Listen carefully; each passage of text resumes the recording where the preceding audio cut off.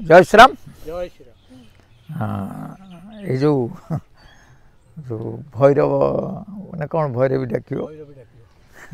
हेलानी ना ना हेला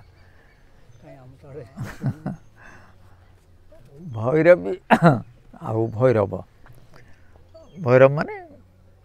अखंड शिव महाकाल आउ भैरवी तांका हाँ बा आदिमाता आदिमाता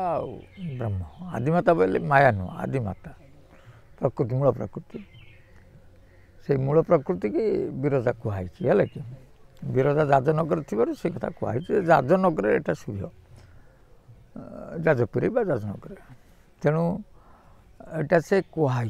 जे सूर्य कौट सूर्य ना बिरजा मंडल है कि बा जाजनगर तापर से शब्दटा केते बाटे जीव से अलग कथा किंतु तापर जाए किए अच्छे महाभैरव अच्छा आगे महाभैरवी तापर महाभैरव तेणु से कौट आगे जाना कथा जे आमे पृथ्वी लोकर अच्छा आमर मूलाधार को पृथ्वी लोक कहती तापरे आमे भूवलोक बा से लोकर गोटे कथा हुए तापर पुणी सप्तलोक अच्छा सप्तलोक पर सप्तलोक जहाँ भी से त्रिकुट भितर कल्पना कराई त्रिकुट को नहीं तापर एटा सत्यलोक आसीज सत्यटा आम पाइज तापर माने जितेबाला पृथ्वी प्रलय सरीज माने तमर भूव प्रलय हम तापर देवलोक प्रलय हो देवलोक त्रिगुण भी अच्छी है कि माने ब्रह्मा विष्णु महेश्वर तांको लोक भी प्रलय हम तापर ये जो बिरजा मंडल से डाकटा हम बुझे सेटा जाकि ब्रह्म प्रलय बेलू को ये शब्द शुभे है कि जो पृथ्वी विनाश हो रहा से आसो सी जा कौट आम अच्छा पृथ्वी लोकर भैरव कहीं डाक से तो भैरव जा रहा त्रिकुट उपर बिरजा मंडल कहुए कहीं बीर्य रज माने आम जो जितेबाला ठाकुर सृष्टि करा चाहिए खेत गोटे नारी आवश्यक पड़ा तेणु आदिमाता को से निजे तैयार कले तेणु आदिमाता गर्भर ये सब छिड़ा जन्म है किए ब्रह्मा विष्णु महेश्वर से जो ब्रह्मा विष्णु महेश्वर हेले कौटू रजरू ना बीर्जरू रजरू भी से शक्ति गुड़ा जन्म है किए से पार्वती से सती कि लक्ष्मी ये सब आसिले तेणु रज बीर्जर उत्पत्ति से बिरजा मंडल तेणु बिरजा मंडल पुणी जो से जी से रज बीर्ज गुड़ा नष्ट हो पूरा लीन हो तेणु बिरजा मंडल जो शब्द हुए एटा से तत्वदृष्टि लिखिं सेटा केत ब्रह्म प्रलय आसिले माने लोक रही कौन लोक रही प्रलय आसो तापर ये शब्द गुड़ा शुए अर्थात शिवकल्प से लिखिं जदि तुम ये सप्तलोक को अतिक्रम करी गुरुंकर कृपारू जदि सियाड़ को तुम अतिक्रम हुए ताहले से शरीर भितर यही शब्दटा शुणे तेणु भय भाजती मुनि ऋषि माने से माने स्थैर्य धारण करें ना एत माने भाव शब्द हम यहाँ हुए तत्वदृष्टि आउ एटा तो पृथ्वी लोकर अच्छा ना बर्तमान पृथ्वी लोकर प्रलय कथा कहते एटा महाप्रलय भी नुहे पृथ्वी लोकर एति लोक गंडा जुग जा 72 गंडा जुग जीव तापर गोटे महाप्रलय हम सी एमती सब अच्छी तापर आस्ते आस्ते जा ब्रह्म प्रलय हुए यही कथा से लिखिं आउ अन्य किसी लिखी ना तापर कौनटा प्रश्न प्रश्न हाँ जड़े देखिए गोटे कथा थरे जड़े गुरु पाक गोटे शिष्य जाइथिला से कहले मोर प्रकृत बाबा ध्यान हो ना ध्यान तो हो ना से कहले ध्यानटा कौन ध्यानटा होनी माने कौन ध्यान तो हो तू कर अर्थात धर मु आज गोटे कथा कहूँ ताकू जी लोक शुणुंट से ध्यान शुणुंट ध्यान अर्थात से कथाटा को कौटी नौ भितर को नहीं बुझा ये हूँ गोटे ध्यान शब्द ध्यान ताको कहती ये को आम गोटे शब्द शुणीदे पढ़ेले ध्यान को गला ना से कौन तो भितर तो नेलानी ना बुझिला ना तेणु प्रत्येक शब्द को जार बसिकी स्थिरता सहित बुझा ता हूँ प्रथम ध्यान। तेणु से कहते ना प्रथम ही सन्थ चरण अति प्रीति जे सन्थ प्रथम भगवती सन्थकर संगा द्वितीय रति मम कथा प्रसंगा। तेणु जोटी कथा होती अति अति श्रद्धार सहित शुणिबार शक्ति हूँ ध्यान। प्रथम ध्यानटा जदि सेतक शुणी पारुन ताल तुम ध्यान भितर जापर ना माने बा जदि बा से शब्द को शुणुच तुम ताकू ध्यान भितर नौना अर्थात ताकू ठीक भाव परिलिप्त करूना जे ये शब्दर अर्थ हूँ ध्यान को गले ये शब्दर अर्थ बुझीपर ये काँ भाँ ऊपर पढ़ी दौच आ कौन या लिखाई तेणु से ध्यान नुह से ध्यान नुह। तापर से कहते कहले बाबा तू आगे जा तू बुलिकी आसिक गोटे दिन मत आज कह कौन कौट देखिल सी जो गला बुली बालिकी आसला सन्ध्या बेलू कहला नाई बाबा एमती विशेष किसी देखी ना देखिल जे दी भाई भारी झगड़ा होते कहले दी भाई झगड़ाटा तू देखीचु ना सी तारी उपर टे आलोचना करूनु सी कहले से आलोचना कौन करी मु थर देखी मो आम घर पाखे से बाप पुओ लगी कि बापा मुंड को से एत जोर बाड़ेला मुंडा फाटीगला धराधरी कर मेडिकल भल कले ये एत बाट झगड़ा है माने गोटे झगड़ार विचारटा से जोटा देखी अतीत बर्तमान आउ तार पर सब बुझेला जे एमती हम फिर मेडिकल जी ये जो जिनसटा से समीक्षा कला से कहला प्रत्येक कथा से रकम समीक्षार आवश्यक अच्छी समीक्षा नहले तमें किसी पाइब ना प्रत्येक कथा को समीक्षार बहुत आवश्यकता अच्छी कहला हाँ एक कथा बुझिले जे ये गोटे ध्यान मध्यम यहाँ हुए बा कौन कथा को ध्यान सहित भितर नहीं बुझिले थरक हेनी बार बार बुझिले हम तापर यहीटा को जन कहीं ध्यान आड़ को जीव कहले गोटे उदाहरण दौची बुझ जे तमें तुम घर भल पाच ना ना बहुत भल पाच टिके घरे कार आँच आसिले तुमको कष्ट दूची सब कथा धर तुमको मु बांधीदेवी है कि बहुत बांधदेवी पूरा आगे भिड़ी बांधदेवी तोते गोटे लोक कह तो माड़ी बसी धरता सेपटे तुम घरे निआ लगेदेवी है तोरी आगरे तो पिला छुआ जितक घर द्वार सब सब जल तू कौन करू कह कौन तू कौन करू से मुहूर्त चिंता कर तू कौन कर ना मु चेष्टा करी तार चेष्टा कले तू तारे कौन हबू पड़ी मरबू ना ना एपटे तो बांधी जाइए तु गले से मरजु कि बंधा होइतबु एटा पड़ुची तू देख केते जंत्रणा कहले ये तो असह्य जंत्रणा यदि ये घटना हुए बहुत असह्य जंत्रणा आपको तो सह बड़ कष्ट कहले मृत्यु बेले से तो हाथ गोड़ सब बांधी दिया हो तो आगे तो घर जड़े दिया पुओ चली जाऊँ स्त्री चली जाऊँ नाती चली जाऊँ संपत्ति चली जाऊँ तू से बंधा हो पड़ी तो केते जंत्रणा हो चिंता कर से बेलटा आसो मृत्यु बेले एवं जो देखे दूसरी से मृत्यु बेलटा से आसो सब तो आगे मरी जाऊ तू भाव मु मरुने ना मु मरुचु ना तू बंचुचु एम सब मरी जाऊँ तो आगे केमी संभाल ना जमा संभाल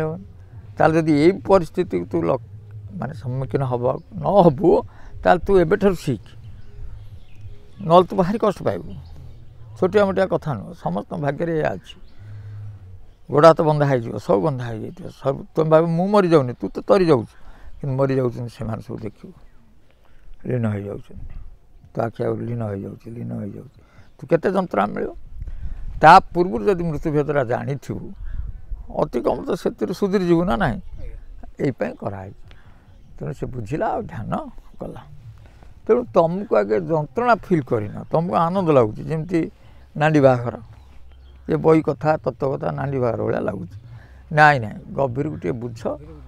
जे केते कष्ट जिनस आम आखि को आसूची ये प्रलय प्रलय हेल्ले तो मरीगले भल ढाम कि गोटे कौन हम पृथ्वी नोटी पड़ो ता ना आम जान चल किंतु मृत्युटा जो स्वाभाविक आसो भारी कष्टदायक ये जमी कहते बर से भल पृथ्वी नोटी पड़ो सब आम जा सब जा से किसी फिल ना किंतु समस्त छाड़ी जो मृत्यु बेले तुम जीव सीटा केते कष्टदायक तेणु ता पूर्व मृत्यु जो हुए से धाराटा बुझा दरकार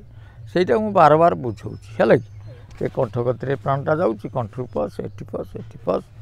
କଷ୍ଟ ହେବ ତ, କିନ୍ତୁ ତୁ ଚେଷ୍ଟା ଚଲା, ତାପରେ ଦେଖିବୁ କରୁଣାର ପାତ୍ର ହେଇଯିବୁ, ବଞ୍ଚିପାରିବୁ, ଆନନ୍ଦ ଭିତରେ ବି ରହିପାରିବୁ, ହେଲା ନା ନାହିଁ। ସବୁ କଥାକୁ ଲୀଳା ଭଳିଆ ନେଇକି ଚଳିପାରିବୁ। ତ ଗୋଟେ ଜାଣିଲି ଏଇ ସୃଷ୍ଟି ପ୍ରକ୍ରିୟା ଏଇଆ ଯିବା ପାଇଁ ପଡ଼ିବ, ତେଣୁ ଛାଡ଼ିବା ପାଇଁ ପଡ଼ିବ, ତେଣୁ ଏତେ କଷ୍ଟଦାୟକ ହେବ ନାହିଁ। କିନ୍ତୁ ଯଦି ନ ମାନିବ କଷ୍ଟଦାୟକ ଅଛି। କେତେ ସମୟ ହେଇଛି ଦେଖୁନ, 10 ମିନିଟ୍। ଆଉ ଜଣେ ସେ କହୁଥିଲେ ଯେ ରାହାସ କ'ଣ ସବୁବେଳେ କିଏ କହୁଛନ୍ତି ଯେ ଦେଖିବ ରାହାସ ଶବ୍ଦଟା ହିଁ ଦ୍ୱାପର ଯୁଗରୁ ଆରମ୍ଭ ହେଇଛି। ସେମିତି ରାମଙ୍କ ସମୟରେ ରାହାସ କିଛି ନଥିଲା, ସତ୍ୟ ଯୁଗରେ ସେମିତି ରାହାସ ନଥିଲା। ତେଣୁ ଏ ଯେଉଁ ରାହାସ ଶବ୍ଦଟିକୁ ଯେଉଁ ବ୍ୟବହାର କରିଛନ୍ତି ଅଚ୍ୟୁତାନନ୍ଦ ମହାପୁରୁଷ, ବିଶେଷ କରି ରାଧାକୃଷ୍ଣଙ୍କୁ ନେଇକି ରାହାସ କରାଇଲେ। ତେଣୁ ରାଧା ହେଉଛନ୍ତି କୁଣ୍ଡଳିନୀ ଆଉ କୃଷ୍ଣ ହେଉଛନ୍ତି ନିଜେ ସ୍ୱୟଂ ବ୍ରହ୍ମ। ତେଣୁ କୁଣ୍ଡଳିନୀର ଆକ୍ଷରିକ ଶବ୍ଦ ଆଉ ଟିକେ ଗଭୀରକୁ ମୋ ଜ୍ଞାନରୁ କହୁଛି ଯେ ଶବ୍ଦ ବ୍ରହ୍ମ ଆଉ ଗୋଟେ ଜ୍ୟୋତି ବ୍ରହ୍ମ। ତେଣୁ ଏଇ ଶବ୍ଦ ଆଉ ଜ୍ୟୋତିକି ନେଇକି ସେ ଯେଉଁ ରାହାସଟା ହେଉଛି କେଉଁଠି, ତ୍ରିକୁଟରେ। ତେଣୁ ତାକୁ ସେଇ କେତେ ପ୍ରକାର ଜ୍ୟୋତି ତାକୁ ନେଇକି ନାଁ କରାହେଇଛି, କେତେ ପ୍ରକାର ଶବ୍ଦ ତାକୁ ନେଇକି କରାହେଇଛି, ଆଉ ରାଧାକୃଷ୍ଣଙ୍କୁ ତ୍ରିକୁଟରେ ରଖାଯାଇଛି। ତେଣୁ ସେ ଏଇଠି ଗୋଟେ ଛନ୍ଦରେ ଲେଖିଛନ୍ତି, ଶୁଣରେ କାଦିମ ତୋତେ ରାହାସ ଚରିତ, ରାହାସ ଚର୍ଚ୍ଚାଟି ହେବ ଅକଳିତ, ଗୁଜରୀ ରାହାସ ଚର୍ଚ୍ଚା ପଦପଦ୍ୟାବଳୀ, ଆଲୋଚନା କରାଇବେ ନିଜେ ବନମାଳୀ। ରାଧାକୃଷ୍ଣ ଏକ ଅଙ୍ଗ, ରାଧାକୃଷ୍ଣ ହେଉଛନ୍ତି ଗୋଟିଏ ଅଙ୍ଗ, କାରଣ ଶବ୍ଦ ଆଉ ଜ୍ୟୋତି ଏ ଦୁଇ ଜଣଙ୍କୁ ଏକ, ଶବ୍ଦ ଆସିଲେ ଜ୍ୟୋତି, ଜ୍ୟୋତି ଆସିଲେ ଶବ୍ଦ, ଏକ ଅଙ୍ଗ ମଧ୍ୟଭାଗେ ଥିବେ, ମଧ୍ୟଭାଗେ ମାନେ ତ୍ରିକୁଟରେ ଥିବେ। ପଞ୍ଚ ଆତ୍ମା ଭକ୍ତ ଘେନି ରାହାସ ରଚି, ପଞ୍ଚ ଆତ୍ମା, ଏହାକୁ ପଞ୍ଚ ଆତ୍ମା କହନ୍ତି, ଜ୍ଞାନୀ ଲୋକ ଜାଣିଛନ୍ତି, ହେଲା କି ଏହାକୁ ପଞ୍ଚ ଆତ୍ମା କହନ୍ତି। ଏଇ ପଞ୍ଚାତ୍ମାକୁ ବା ପଞ୍ଚାତ୍ମାକୁ ନେଇକି ସେ ଖେଳ କରିବେ। ସେଇ ପଞ୍ଚାତ୍ମାକୁ ପଞ୍ଚବର୍ଣ୍ଣ କହୁଛି, ଆଉ ଶ୍ଵେତ ପିତ ରକ୍ତ କୁଙ୍କୁମ ନୀଳ, ଆଉ ଏଇ କଥା କହୁଛି। ଘେନି ରାହାସ କରିବେ, ପୂର୍ବ ସଖା ଗଣେଶକୁ ଘେନି ଜାଗୁଳାଏ, ଜାଗୁଳାଏ ବି ଗୋଟିଏ ଦେବୀ ଶକ୍ତି। ପୂର୍ବ ସଖା ଗଣେଶ ବୋଇଲେ ମୂଳାଧାରକୁ କହୁଛନ୍ତି, ଗଣେଶ ଚକ୍ର ଆଉ କ'ଣ, ସେ ସେଠୁ ସେ ଜାଗୁଳାଇ ଆଣିବେ। ଧବଳେଶ୍ୱର ଯେ ଆସିବେ, ଧବଳାଙ୍ଗୀଶ୍ୱର, ଧବଳାଙ୍ଗୀଶ୍ୱର, ଏଇଆକୁ ଧବଳାଙ୍ଗୀଶ୍ୱର କହନ୍ତି ତ୍ରିକୁଟକୁ। ବଜ୍ରେଶ୍ୱର ଲିଙ୍ଗ ଆସି, ସେଠି ବଜ୍ରେଶ୍ୱର ଲିଙ୍ଗ, କଣ୍ଠ କତିରେ ଯେଉଁ ଲିଙ୍ଗ ସେ ବଜ୍ରେଶ୍ୱର ଲିଙ୍ଗ କହନ୍ତି, ସେ ପ୍ରବେଶ ହୋଇବେ। ନାନା ସ୍ଥାନରୁ ନାନା ଦେବେ, ଶରୀର 33 କୋଟି ଦେବାଦେବୀ ଅଛନ୍ତି, ସେ ପହଞ୍ଚିବେ। 3 ଦିନ 3 ରାତି ରାହାସ ହୋଇବ, ବ୍ରହ୍ମ ଏକାକାର ଭେଦ ପ୍ରକାଶ ପାଇବ, ସେଇଠୁ ବ୍ରହ୍ମ ଏକାର ଭେଦଟା ପ୍ରକାଶ ପାଇବ। ନାନା ଯନ୍ତ୍ର ନାନା ମନ୍ତ୍ର ପରୀକ୍ଷା ହୋଇବ, ବାସନା ଯାହାର ଥିବ ବତାଇ ପାରିବ, ଏଇଟା କଥା କହିଛନ୍ତି। ଠିକ ଠିକ କରି ତୋତେ କହିଲି କାଦିମ, କାଦିମ ହେତୁ କରି ବୁଝ ବାବୁ ମନ ଦେଇ ଶୁଣ, ଆଉ ଯେ ଅବା ରହିଲା ସମୟ ସମୟ କହିବି, କଳିର ମାହାତ୍ମ୍ୟ ମାନେ ତୋତେ ବୁଝାଇବି। ଏ ଯୁଗରେ ଲୀଳା ହେବ ଅପାରୁ ଅପାର, ସମସ୍ତ ଯୁଗରୁ ବଳି ଲୀଳାର ପ୍ରଚାର। ଏହା ଶୁଣି କାଦିମ ଯେ କରପତ୍ର ଯୋଡ଼ି, ଅନେକ ଭିନ୍ନ ହୋଇ ପାଦେ ପଡ଼ି, ଏଠାରୁ ରାହାସ ସାରି କେଉଁ ଆଡ଼େ ଯିବେ, ଏତେ ଭକ୍ତ ସଙ୍ଗ ନେଇ କି କାର୍ଯ୍ୟ କରିବେ, ଏତିକି କଥାକୁ ମୋର ସଂଶୟ ରହିଲା, ଭାବେ ବଳରାମ ଦାସ ଗୀତରେ ଗାଇଲା। ଇଏ ହେଉଛି କଥା। ଏଇ ଯେଉଁ ରାହାସ କଥାକୁ ସେ କହିଛନ୍ତି, ବୁଝିଲେ, ତ୍ରିକୁଟରେ ଯେଉଁ ରାହାସ, ଏଇ ପଞ୍ଚାତ୍ମିକ ଆଉ 7 ଶବ୍ଦ, ତା ସହିତ ଗଣେଶ ବେଲେ ମୂଳାଧାରରୁ ଏମିତି ସବୁ ଦେବାଦେବୀ, ଏସବୁ ଦେବାଦେବୀଙ୍କ ଚକ୍ର ନା, ସେସବୁ ଯାଇକି ସେଇଠି ମେଳ ହେଇକି ସେଠି ପୁଣି ବ୍ରହ୍ମ ଏକାକ୍ଷର ଧାରାରେ ସେମାନେ ନେଇକି ଏତେ ଭକ୍ତ ଯେଉଁ କହୁଛନ୍ତି, ସେ 3000 ଭକ୍ତଙ୍କୁ ନେଇକି ସେ କେଉଁଠିକି ଯିବେ, ଗୋଲକ ପାଖକୁ ଯିବେ। ତେଣୁ ଏଇ କଥା ସେ ଲେଖିଛନ୍ତି। ଆଉ ଅନ୍ୟ ବାହ୍ୟରେ ତ ଅଛି ରାଧେ କୃଷ୍ଣ, ରାଧେ, ଏ ଶବ୍ଦର ବ୍ୟବହାରିକ ବହୁତ ଅଛି। ଆ ଦ୍ୱାରା ବି କୁଣ୍ଡଳିନୀ ଜାଗ୍ରତ ହେଉଛି, ବୁଝିଲେ, କିଛି ବି ହେଉଛି, ନ ହେଉଥିଲେ ଏମିତି ମାନେ ନା, ସବୁ ହେଉଛି। କିନ୍ତୁ ବିଶେଷ କରି ମୁଁ ଗୋଟେ 13 ଜନ୍ମର ନିରାକାର ପ୍ରତିକି ଯାଉଛି। ରାସ ଗୋଟେ ନିରାକାର ନୁହେଁ,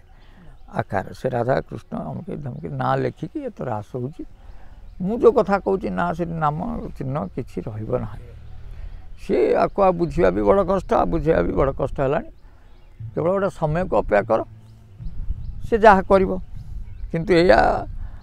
ଯେ ଯେତେବେଳେ ଆବିର୍ଭାବ ହେଇଛନ୍ତି ସାଧୁ ସନ୍ତ ତକ, ନିଶ୍ଚିନ୍ତ ଭାବରେ